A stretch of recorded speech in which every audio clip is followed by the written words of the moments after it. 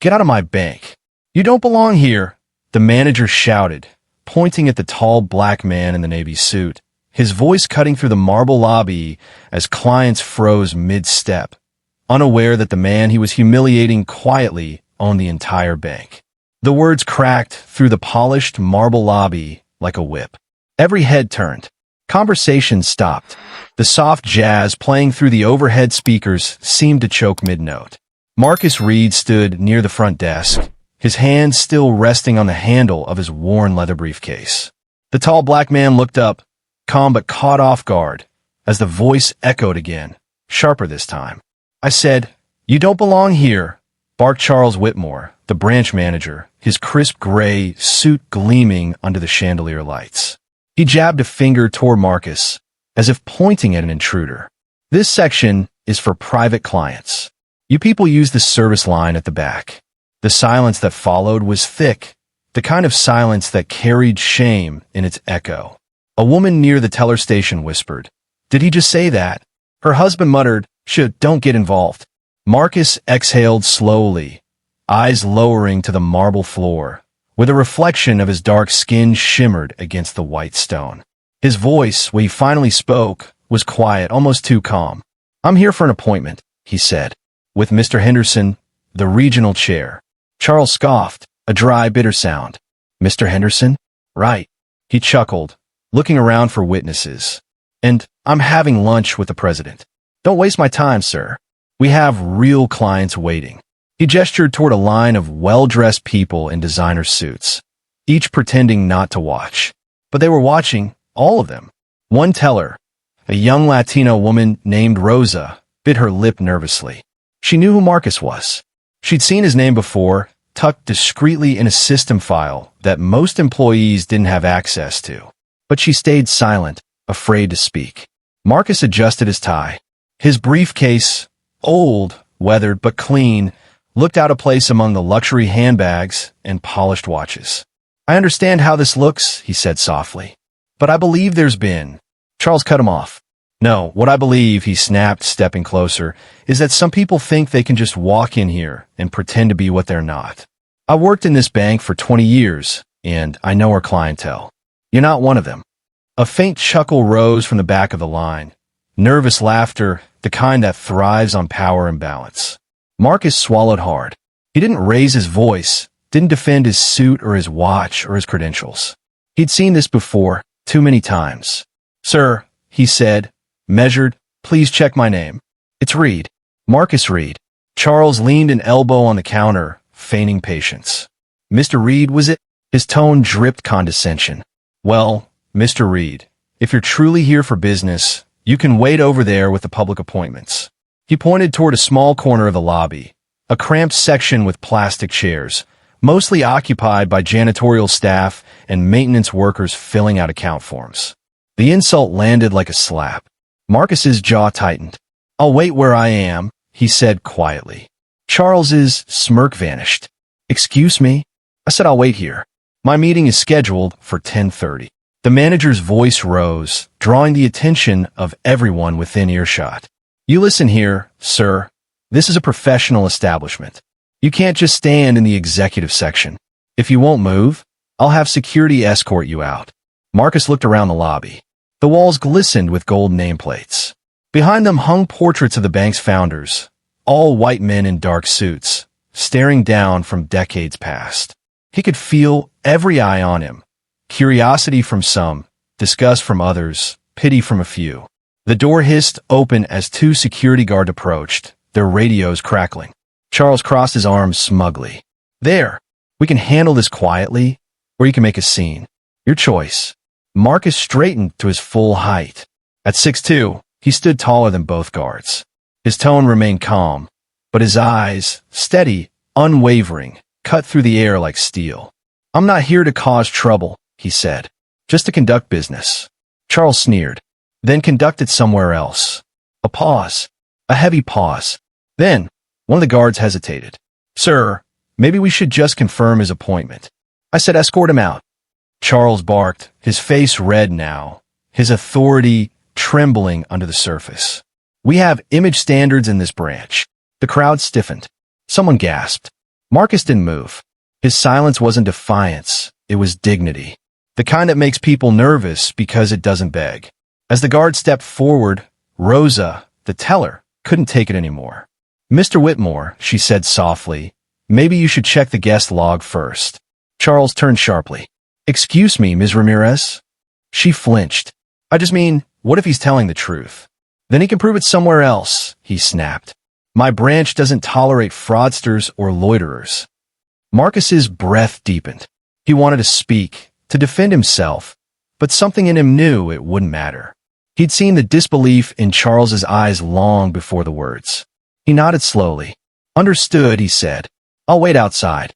He picked up his briefcase, the leather creaking softly, and turned toward the glass doors. The guards relaxed, letting him pass. As he stepped into the sunlight, the weight of 100 stares followed him. Some judging, some ashamed, some just relieved it wasn't them. Behind him, Charles exhaled triumphantly. "Unbelievable," he muttered. "Walking in here like he owns the place." Rosa froze at the words. A chill crawled up her spine. Because she knew. She'd seen the document last week when filing internal transfers. Marcus Reed wasn't a client. He was listed under ownership. But she said nothing. Not yet. Outside, Marcus stood on the steps of the bank, his reflection caught in the tinted glass doors. A quiet man in a plain suit, humiliated yet unbroken. He looked up at the towering logo above the building. Whitmore and Reed Financial Group. The name gleamed in silver letters. He touched the reed with his fingertips, his name, and whispered under his breath, "You'll learn soon enough who belongs here." The glass doors of the bank closed behind Marcus with a sharp click, but the humiliation didn't stay outside. The lobby was buzzing now, whispers weaving through the marble halls like a slow-moving storm. Clients adjusted their scarves and cufflinks, pretending they hadn't just witnessed what had unfolded. Charles Whitmore strutted to the front desk, chest puffed with triumph, as if his authority had single-handedly restored order. "See," he said, loud enough for the nearest clients to hear. "We keep our standards here. Some people just don't understand their place." Marcus, still outside, didn't speak.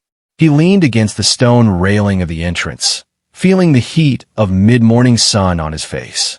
His fingers brushed the edges of his leather briefcase, steadying his pulse. But inside, rage bubbled quietly. Not the kind that shouts, the kind that waits, planning. Two young interns, both white, walked past the lobby entrance, whispering. "Who was that guy? Looks like a janitor." "Yeah, weird how confident he was," the other replied, smirking. Marcus could hear it.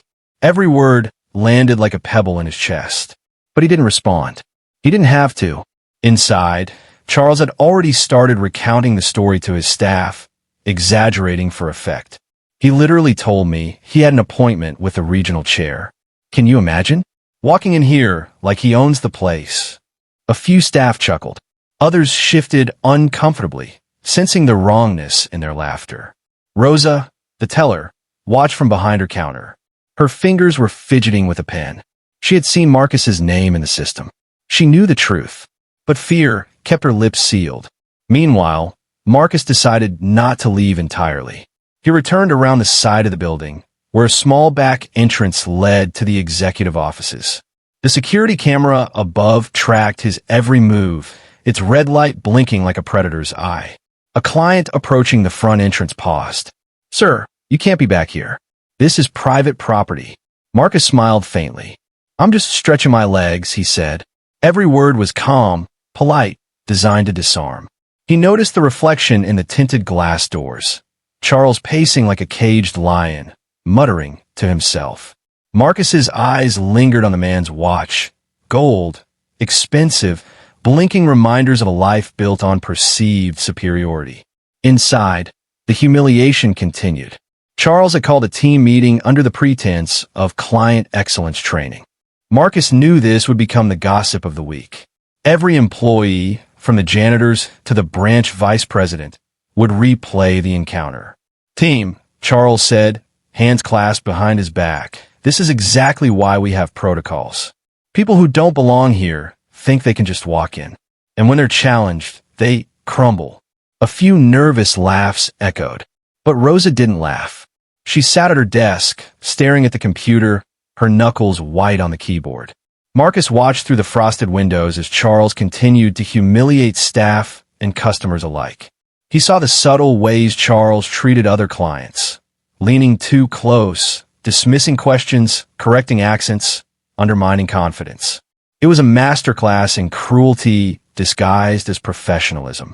And then Marcus noticed something that made his chest tighten.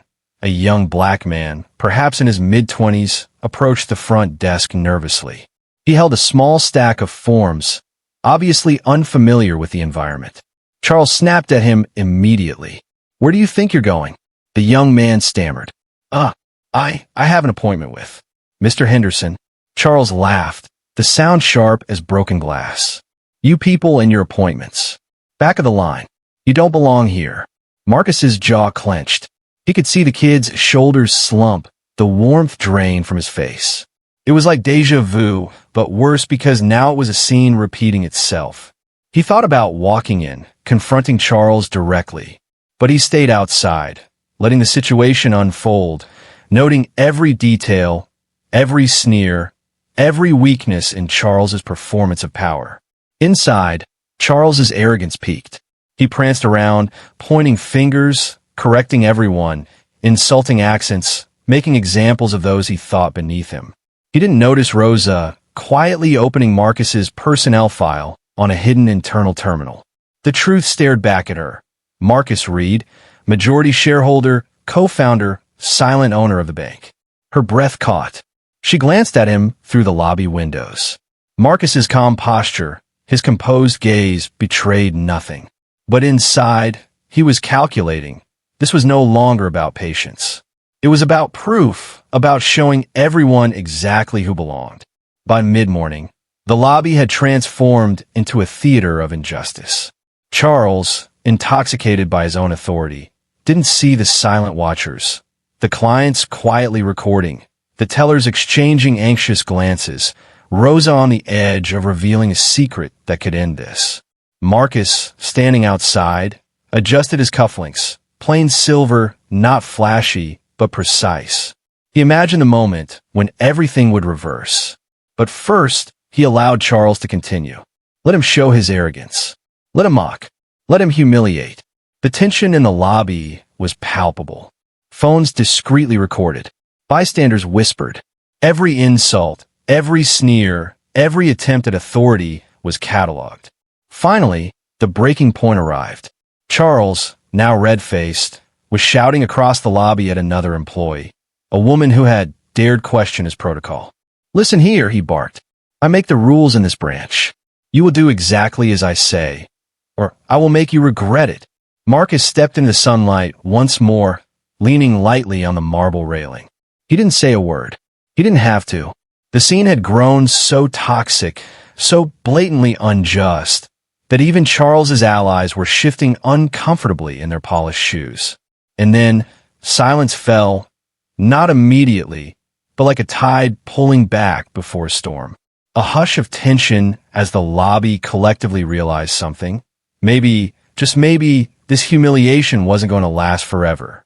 Marcus's eyes glinted, not with anger this time, but with quiet purpose. The first seeds of revelation were forming. Charles didn't know it yet, but the balance of power was about to shift, and it would leave him exposed for the arrogance he had spent decades cultivating. Marcus exhaled softly, a smile just touching the corners of his lips. "Soon," he whispered, "soon they'll learn who really belongs here."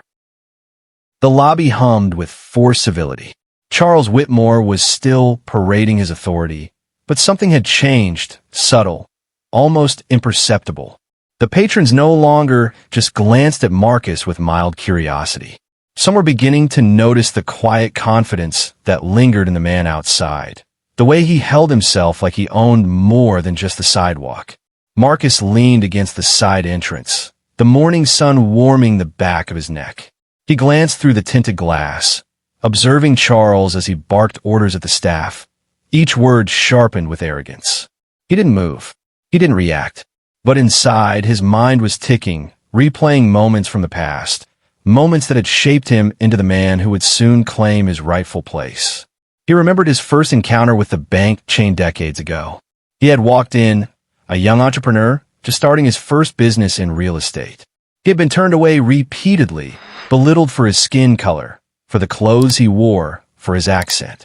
Each rejection had stoked a fire inside him, a determination to rise above the indignity. Marcus reached into his briefcase and pulled out a small, leather-bound folder. Its edges were worn, the leather faded but polished enough to speak of careful handling. Inside were documents, incorporation papers, bank ownership records, and shareholder agreements, quietly signed and notarized years ago. The kind of paper trail that could topple a man like Charles in an instant. He glanced back at Rosa, the teller. She had lingered near the front desk, her fingers drumming on a stack of forms. She caught his gaze, her eyes widening ever so slightly. He gave her a subtle nod, not a command, but a reassurance. She understood. She would be his quiet ally in the coming storm. Inside, Charles continued his tirade, oblivious to the shifting currents. He berated a young assistant who had misfiled a client request, his voice sharp and dismissive. Do you think this is some kind of playground? Standards matter here. You need to understand your place. Marcus watched every gesture, every twitch, every sign of strain in Charles's posture. He noted how Charles's overconfidence had left cracks, a flicker of irritation when a client challenged him, the slight hesitation when a staff member questioned a procedure. These cracks were tiny, almost invisible to the casual observer, but they were the very vulnerabilities Marcus had studied over years of owning the bank silently. He allowed himself a small smile. The chess pieces were aligning. From the corner of his eye, he spotted another subtle clue, a logo on a client's briefcase, the same corporate seal that Marcus had helped design years ago. His pulse quickened. Evidence of recognition was everywhere, waiting to be revealed at the right moment. A sudden noise from the front lobby pulled his attention back. A client had dropped her papers, and as she bent to retrieve them, Charles barked, "Watch what you're doing. Are you incompetent? Or is this part of the show?" Marcus's lips pressed into a thin line. He didn't intervene, but the moment strengthened his resolve. The world was watching, and soon, the truth would be undeniable. He stepped into the sunlight, letting it wash over him, and allowed a deep breath to fill his lungs. He imagined the moment of revelation, the quiet authority he carried turning into a force that would undo Charles's arrogance completely. Inside the lobby, Rosa had quietly retrieved Marcus's personnel record, hiding it just beneath her desk. Her fingers hovered over the keyboard, ready to send the documents to his secure account. She glanced at him again, signaling silently. Marcus nodded imperceptibly. She understood the plan. The timing had to be perfect. Marcus allowed his mind to drift back further, to the first shareholders' meeting where his name had quietly been added to the ownership list, to the nights he had spent poring over the bank's financials, learning every strength, every weakness, every secret. He had been invisible to Charles and most of the staff, but he had never been powerless. The moment was coming. The first whispers of doubt had already begun to spread among the staff and clients. A few of the younger employees had been overheard murmuring, "Is it the guy who owns the bank?" Their voices were soft, careful, but the seed was planted. Charles, meanwhile, remained blind. He continued to lecture, to demean, to assert his authority, not realizing that the very foundation of his power, the illusion of control, was slipping. Marcus watched the veins in his temple pulse with the strain of maintaining dominance over people who no longer believed in his absolute authority. Outside, Marcus tapped the folder in his briefcase. Each soft thud against the leather was a heartbeat of anticipation. The documents inside carried a truth that Charles could not see, could not anticipate. The proof of ownership, the evidence of silent power, the undeniable legacy, all contained in those papers. The sunlight shifted across the lobby, casting long shadows on the marble floor. Marcus adjusted his jacket, his reflection solid in the tinted glass, a silent, commanding figure. He wasn't angry. He wasn't desperate. He was patient, waiting for the perfect moment to step into the light and claim what had always been his. A few clients began to glance toward him again, their whispers tinged with curiosity, confusion, and the first hints of recognition. Rosa watched, holding her breath. She had never seen such controlled power before, the kind that didn't need to yell or insult, but simply existed, letting the world realize its own ignorance. Marcus's gaze returned to Charles, who was now berating a client over a minor signature error. The arrogance that had fueled his every action, now looked increasingly fragile. Every shout, every pointed finger, every smug laugh was a brick in the crumbling wall of his authority. Marcus pressed his hand against the glass, feeling the cool reflection of the lobby. He whispered softly, barely audible, "They think they know me. They have no idea." The seeds of revelation had been planted. Soon, the truth would blossom, and with it, the inevitable power shift that would leave Charles exposed, humbled, and undone. The lobby fell into a tense hush. Marcus Reed stepped back through the glass doors, his briefcase in hand, and walked toward the marble floor with measured steps. Every footfall echoed like a drumbeat, announcing not just his presence, but the inevitability of what was coming. Charles Whitmore froze mid-sentence, mid-scold, mid-smirk. He hadn't expected Marcus to return. "Back again," he barked, the words quivering with disbelief. "I told you to leave." "I never left," Marcus said softly, letting the calm in his voice carry a weight far heavier than any shout could. He straightened his tie, the leather briefcase swinging lightly at his side. His eyes scanned the lobby, taking in the murmurs of clients and staff alike. Charles's face turned red, then pale, then a strange mixture of both. You can't just." Marcus stopped at the center of the lobby, where the polished marble reflected the sunlight streaming through the skylight above. He opened the briefcase with deliberate care, revealing the leather folder within. He pulled out the documents and held them high enough for a few curious onlookers to glimpse the embossed seal. Whitmore and Reed Financial Group, majority ownership records. A murmur ran through the lobby, soft at first, then rising. "You asked who I am," Marcus said, his voice calm but unwavering. "Maybe you should check the signature on your paycheck." Charles's jaw dropped. The room seemed to hold its breath as Marcus approached the front desk, the staff parting instinctively. Rosa, barely containing her relief, slid the internal file across the counter for him. Marcus smiled faintly and picked it up. He turned toward Charles. "Do you recognize this?" The manager's hand shook. I don't. This must be a mistake." Marcus shook his head slowly. "No mistake. These papers prove exactly what I told you before. I'm not just a client. I'm not just someone trying to fit in. I am a majority owner of this bank." The lobby erupted. Whispers, gasps, cameras raised. A few clients began recording with their phones. Charles's voice wavered, the once commanding tone now thin and brittle.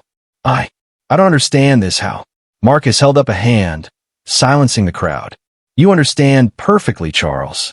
You've been pretending to hold power here, thinking you could belittle anyone who didn't fit your narrow view of success.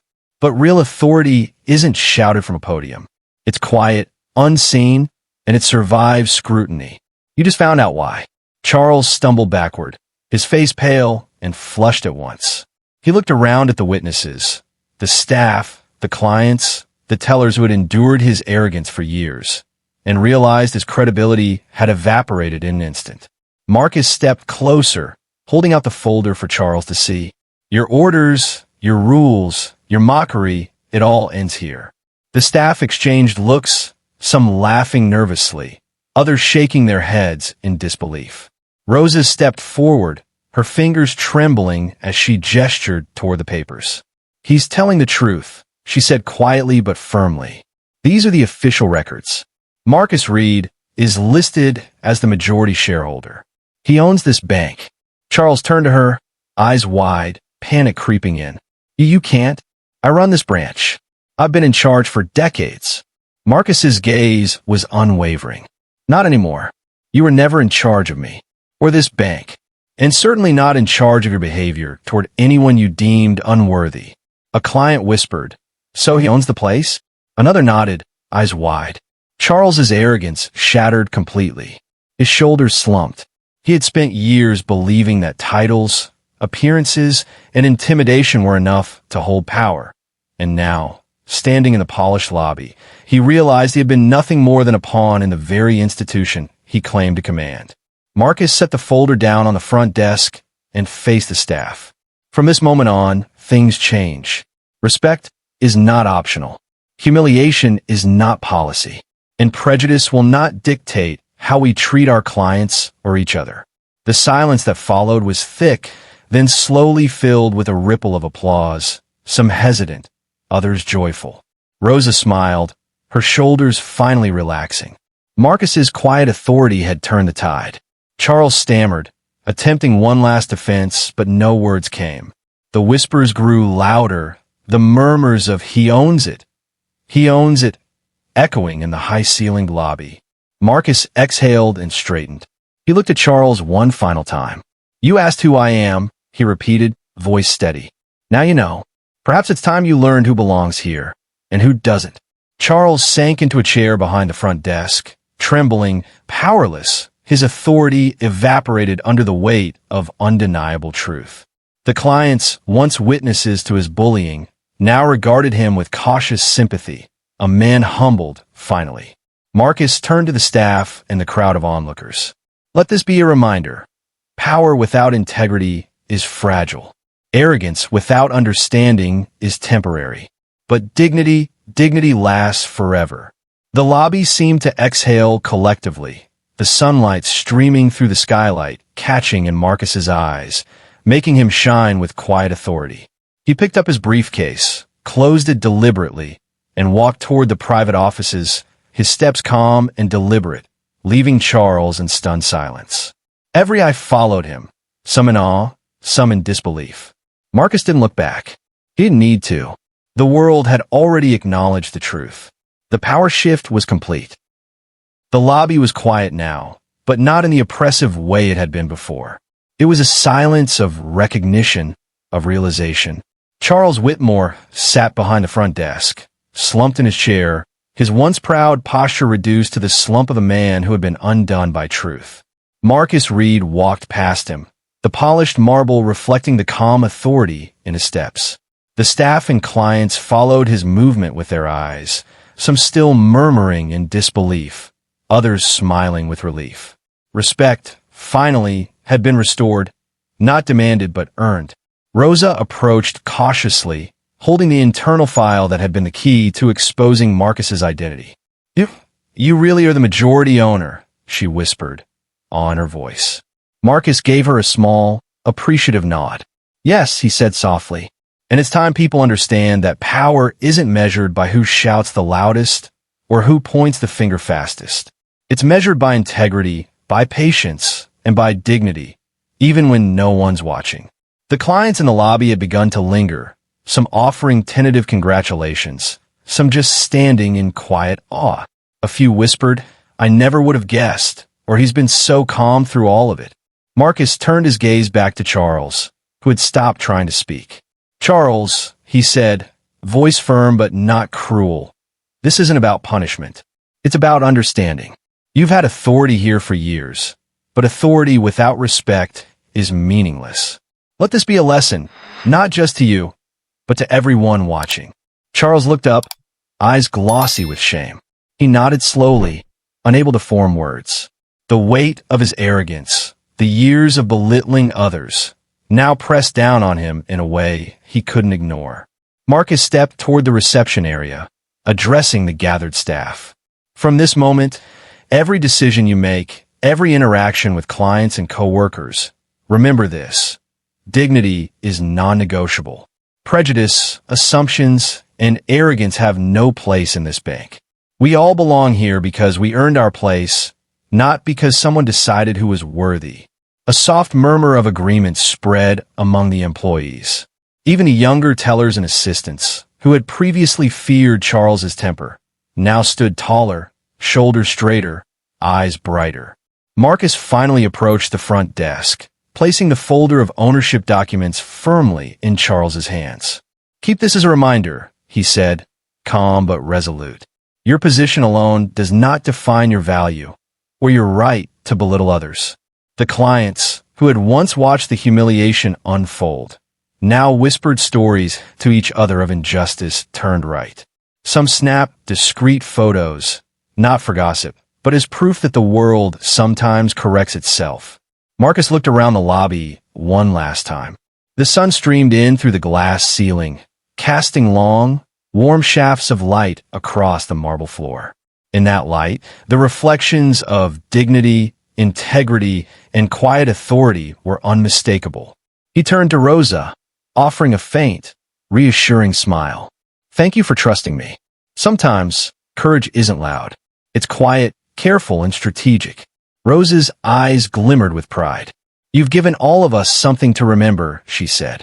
Marcus exhaled deeply, feeling the weight of years of unseen work lift from his shoulders. He had endured insult, humiliation, and scorn, but he had remained steady, patient, and observant. Now, justice had been restored. As he ascended the steps toward the private offices, clients and staff parted respectfully. A few whispered, "He handled that perfectly." A few more murmured, "Power and patience, that's real authority." In the quiet aftermath, Marcus reflected on the journey, the decades of navigating bias, the careful accumulation of influence, the patience required to wait for the right moment. He had not rushed, nor had he yielded to anger. Instead, he had allowed truth to work in his favor, letting the world reveal itself in its own time. Charles remained seated, a changed man. He would not forget the lesson. He had learned that power without humility is fleeting, that arrogance is fragile, and that the walls of authority can crumble if they are built on prejudice instead of merit. Marcus finally reached his office, stepping through the door with calm confidence. The quiet click of the door behind him was like a punctuation mark on the day's events. He set his briefcase down, removed his jacket, and surveyed the office, a place he had owned for years, but had never claimed publicly. He allowed himself a small smile, thinking of the staff outside, the clients who had witnessed the reversal, and the world that had been reminded of a simple truth: dignity, patience, and integrity always outlast arrogance. And as he looked out over the city from his office window, the sun glinting off nearby glass towers, he whispered one last, cinematic line, the kind that would echo in the minds of everyone who had witnessed the day's events. Justice doesn't whisper, it waits. And when the moment is right, it hits back. The lobby below, once a theater of humiliation and injustice, now thrummed with quiet order and renewed respect. Marcus's calm authority had restored balance, reminded the world of integrity, and set a new standard for what it truly means to belong. The story of that morning would ripple outward, a tale of patience, power, and poetic justice, leaving behind one unmistakable truth: those who underestimate others based on bias, appearances, or assumptions often learn too late who really holds the power. And in that city, in that bank, the lesson had been delivered flawlessly, quietly, and for all to witness. Thanks for watching. Want to see more jaw-dropping moments like this? Subscribe now, share your thought in the comment. The next story will leave you speechless.